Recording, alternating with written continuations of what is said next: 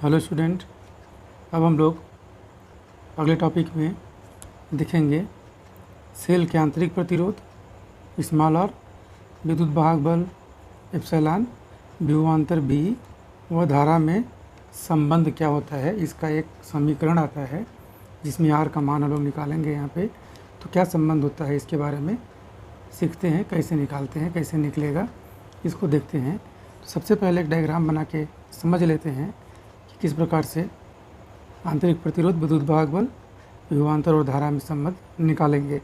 सबसे पहले एक सेल बनाइए। यह सेल, और सेल के साथ मैंने बताया था कि आंतरिक प्रतिरोध भी जुड़ा रहता है। इसके पहले वाले लेक्चर में पढ़े थे ना हम लोग, ठीक है।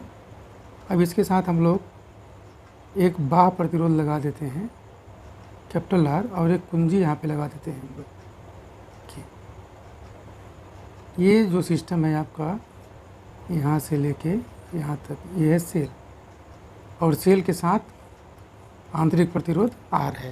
ये तो सेल के साथ लगा ही रहता है क्योंकि सेल में आंतरिक प्रतिरोध होता ही है, ठीक है। तो कैसे निकालेंगे इसको, मान लेते हैं हम लोग, मान लो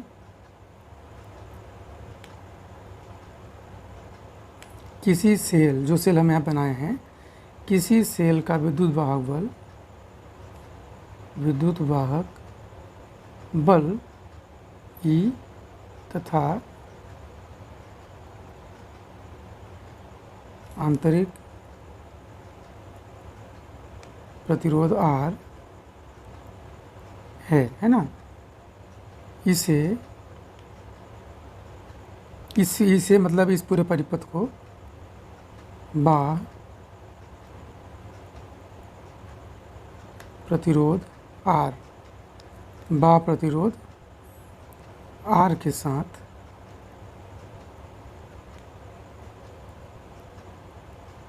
क्षेत्रानुसार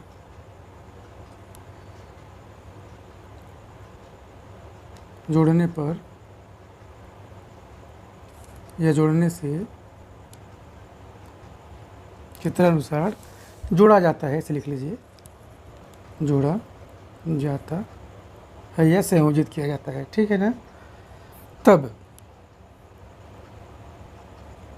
समझिएगा यहाँ पे ना, तब विद्युत परिपथ में, ये जो विद्युत परिपथ पूरा आपका यहाँ से लेके यहाँ तक है, ये वाला विद्युत परिपथ, इस पूरे विद्युत परिपथ में कुल प्रतिरोध कितना है बच्चों। एक तो है स्मॉल आर और एक कैपिटल आर। कुल मिला के प्रतिरोध कितने हो जाएंगे, R plus capital R plus small R. तो यहाँ पे लिखिए, पहले प्रतिरोध निकाल लेते हैं, फिर हम लोग विद्युत वाहक बल निकाल लेंगे, धारा निकाल लेंगे अच्छे से। तो मान लेते हैं तब विद्युत परिपथ में कुल प्रतिरोध बराबर हो जाएगा आर प्लस स्मॉल आर, हो जाएगा इतना। तब ओम के नियम से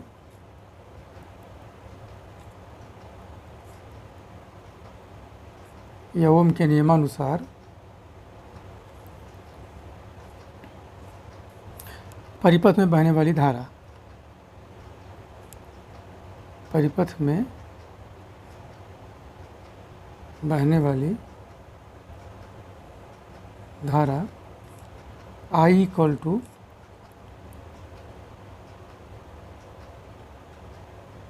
विद्युत वाहक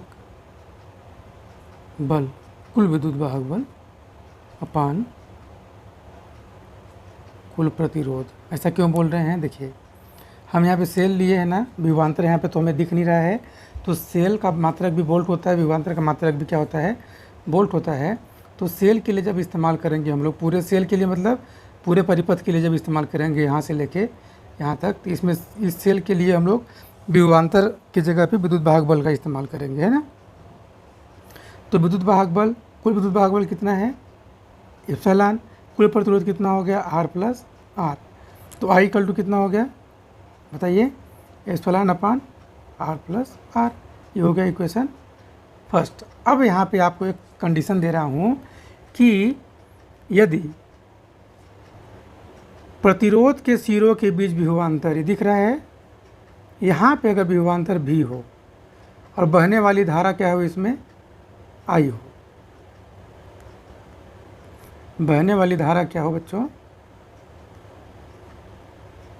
आई हो, तब ओम के नियम से V equal to I R. तो यहाँ पे लिखिए एक लाइन और, यदि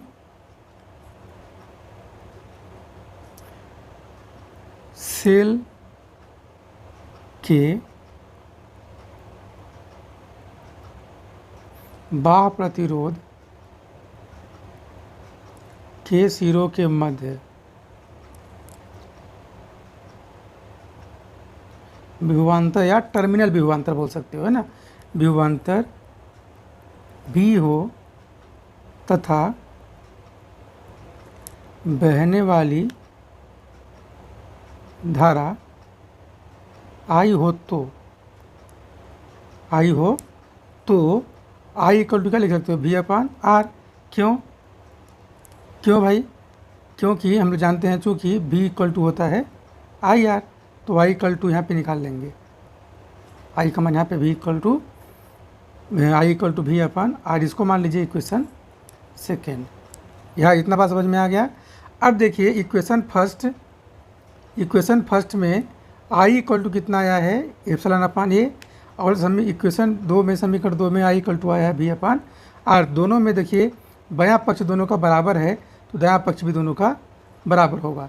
तो यहाँ पे लिखिए समीकरण 1 व 2 से क्या लिख सकते हैं, ε/R+R इक्वल टू V/R। ये वाली वैल्यू और ये वाली वैल्यू दोनों बराबर हो गई, क्योंकि बायां पक्ष दोनों का बराबर है। लेफ्ट हैंड साइड बराबर है तो राइट हैंड साइड क्या हो जाएगा, बराबर हो जाएगा। इतना बात समझ में आ गया ना। अब यहाँ से R का मान निकालिए, स्मॉल r का मान निकालिए, तो इसको क्रॉस मल्टीप्लाई करिए, इस V/R+R इक्वल टू ε/R लिख सकते हैं। इतना VR plus V/r equal to ये हो जाएगा। देखिए यहाँ से VR को निकालिए, तो VR बराबर कितना हो जाएगा, ε/R माइनस VR, ये होगा ना। ठीक है, तो स्मॉल r इक्वल टू कितना हो जाएगा, इसमें से कॉमन क्या है बच्चों, देखिए इसमें से कॉमन क्या है, कैपिटल R कॉमन है, तो epsilon into V minus V अपान कैपिटल V। यहाँ का V चला जाएगा, नीचे चला जाएगा। अब इसमें से ऐसे लिख सकते हैं क्या, इसको और सरल करके R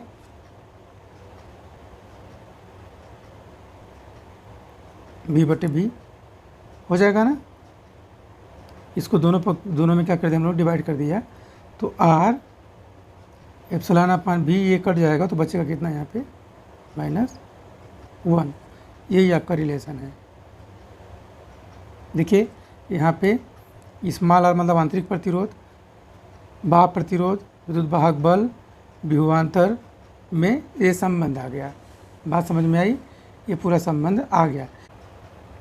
ये देखिए यहाँ से एक क्वेश्चन और बन जाएगा। क्या बन जाएगा यहाँ से, देखिएगा यहाँ पे क्या हम लोग ऐसे लिख सकते हैं, मल्टीप्लाई करके epsilon equal to IR plus इस IR।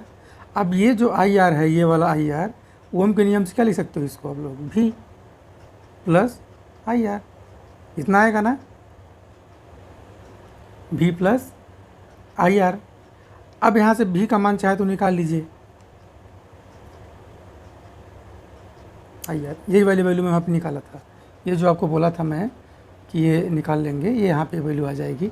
यहाँ पे देखिए बच्चों, इस इक्वेशन में अगर I की वैल्यू को 0 कर दो, I की वैल्यू को यहाँ पे 0 कर दो, तो V इक्वल टू हो जाएगा एप्सिलॉन, यानी कि विभवांतर विद्युत वाहक बल के बराबर हो जाता है। कब, जब खुला परिपथ हो, जब परिपथ में धारा न बहे। वही तो मैं बोलता था ना, जब परिपथ में धारा बहती है तो विद्युत वाहक बल लेते हैं, नहीं बहती है तो V और E बराबर होता है ना। तो ये आपका हो गया विद्युत वाहक बल, विभवांतर, आंतरिक प्रतिरोध, धारा सब में संबंध। आशा करता हूँ आपको समझ में आ गया होगा अच्छे से। तो इसको आप अच्छे से नोट्स बना लीजिए, जितना मैं लिखा हूँ इतना ही नोट कर लेंगे, ठीक है ना बच्चों। चलिए ठीक है।